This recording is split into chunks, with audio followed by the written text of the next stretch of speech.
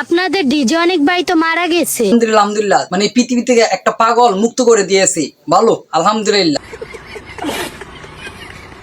তাহলে আমি কে? ও হ, তাহলে এটা কি?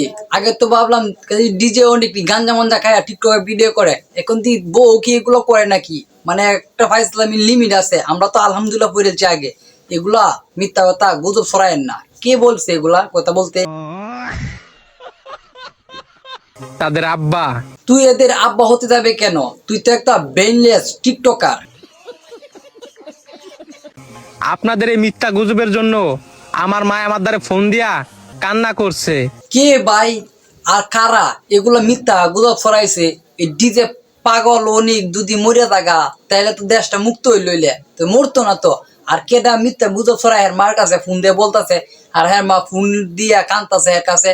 কতটুক ব্রেনলেস হইলে এরকম হয় আর কি। আমি সন্তান হইয়া আমার মার চোখের পানি দেখছি। না ভাই, এটা মানতারলাম না। আপনার সন্তান আপনার মার চোখের পানি দেখছেন না, এটা মানতারলাম না। কেমনে সম্ভব? আর এরকম বা আপনি দেখলেন কিভাবে?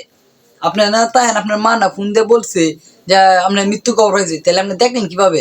আমার বাল ছেঁড়া গেল। তার হিসাব আপনাদের দিতে হবে। একটা জিনিস চিন্তা করছেন, হ্যার মার চোখের পানি হিসাব বিলে আমরা দেন লাগবো?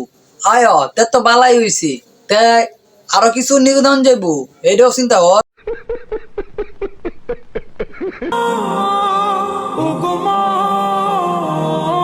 কন্টেন্টের কোনো আগা মাথা বিচার পাইলাম না। এটা কি স্যাড ভিডিও বানাইলো না অন্য কিছু বানাইলো? মানে টিকটকার বললে তো কথা, এটা হইলেই হয়েছে, চালায় নেওয়া যাইব।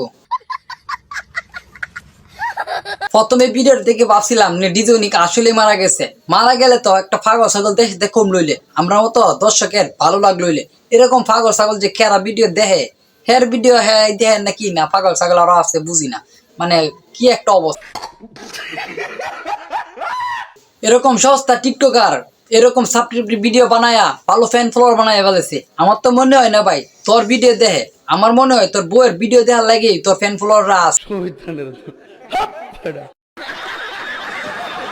দোয়া করি ভাই তোর জন্য, তোরা এভাবে ভিডিও ব্যাক করতে করতে বউ ব্যবসা করতে করতে একবার এবার মরেই যাইস। কি মনে হয় চেহারা দেখে?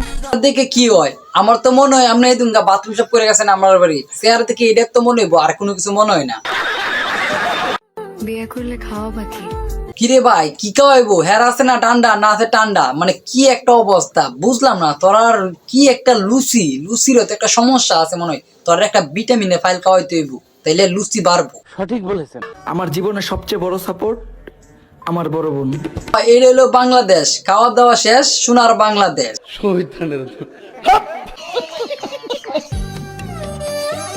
মাশাআল্লাহ ভাই, হ্যাঁ ছোট আমার পাশা দেব কিন্তু সামনের মুখ দেখাইতো না।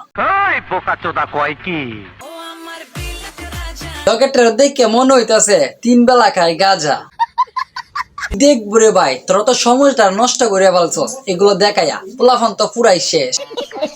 বিয়ে করলে খাওয়া বাকি। কে রে বে হলো তোরা ভাত খাওয়াইবো নাহলে ফুলাফানের ফায়ান আছে না এগুলা খাওয়াইবো? অত চিন্তা করসকে লাগে? তোরা টিকটকার বললে কথা।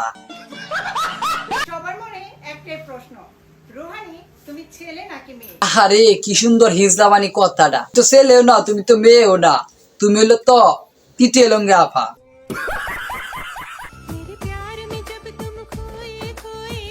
তো কাহা তোমার তো সাথী বানাইছে বাজার করে আনতা, তুমি তো দিয়ে বুড়া ভাই ডান্স দেহ। তোমার তো গেলে কবর আছে, তুই বুঝছে শুনে ডান্স গুলো দেহ। মনে একটা চিন্তা যাইতাছে, চাচা মনে হয় ভাবতাছে যদি এই মেয়েটা আমার বউ হইতো, মানে চাচার মনে একটা অনুভূতিটা দেখিয়া বুঝাইতে চাচা যে ভিডিওটা দেখতে আছে। এমন একটা পরিবারে জন্ম নিয়েছি। আপনি এমন একটা পরিবারে জন্ম নিয়েছেন যে মেয়ে নষ্টামিও করলেও পরিবারে কিছু বলে না। কেউ আমাকে একটা গার্লফ্রেন্ড খুঁজে দিবে প্লিজ? এত পয়সা আর ঘরের মেয়ে লাগবে না, আপনাদের বান্ধবী থেকে একটা হলেও হবে। তোমরা মেনশন করো সেই বান্ধবীকে যে বান্ধবী বয়ফ্রেন্ড হিসেবে দেখতে চাও এই ছেলেটাকে। দেখছোই তো পুরাই কান্দে কুন্দে অবস্থা খারাপ হয়ে গেছে।